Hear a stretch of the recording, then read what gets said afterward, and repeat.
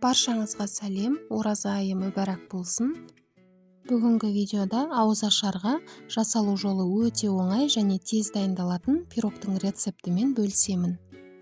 Бұл пирогтың басқа пирогтардан ерекшелігі құрамына майонез қосылады. Олай болса дайындауға кірісейік. Таза құрғақ ыдысымызға жұмыртқамызды саламыз, оның үстіне шекерімізді салып, екеуін жақсылап шекері ерігенше венчиктің көмегімен араластырып аламыз. Өзіңіздің қалауыңыз бойынша миксермен араластырсаңыз да болады. Келесі кезекте холодильнигіңізде тұрып қалған, бірақ срок өтпеген майонезіңіз болса, сол майонезіңізді қолдана берсеңіз де болады. Майонезімізді салып алдық, ал енді тағы да бір жақсылап басын біріктіріп араластырып аламыз.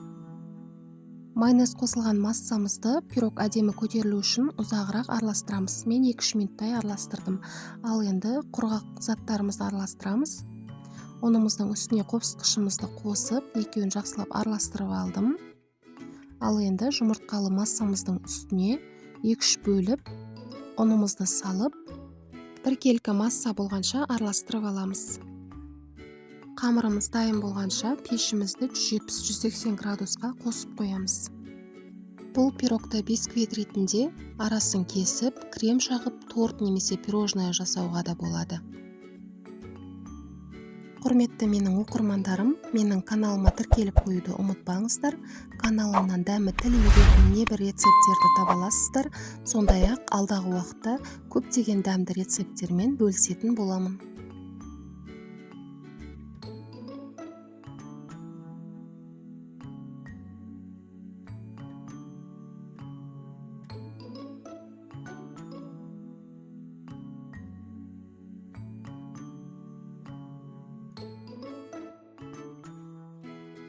Міне бізде осындай қоймалжың консистенция шықты. Ал енді формамыздың үстіне пергаментімізді төсеп, қамырымызды құямыз да бір тегістеп шығамыз.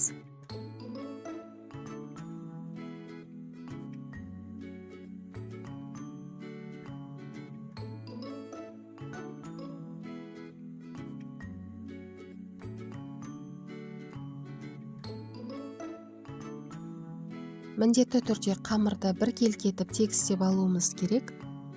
Егер біркелкі етіп тегістемесе, пирог көтеріліп піскен кезде бір жағы биік, бір жағы аласа болып қалады.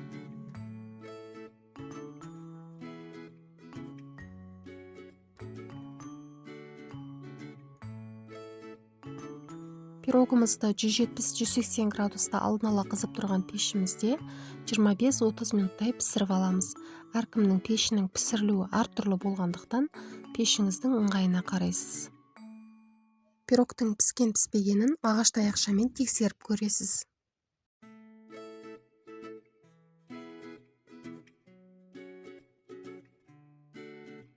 Осымен біздің пирогымыз дайын болды. Пирогтың құрамына майонез қосылғандықтан қамыры воздушный болып тұрады. Сондай-ақ пирогтың қамыры өте жұмсақ және өте дәмді болып шығады. Және де байқаған болсаңыздар, жасалу жолы да оңай. Міне видеода көріп тұрғандарыңыздай өте тамаша болып көтерілген. Менің рецептім бойынша сіздер де жасап көріңіздер.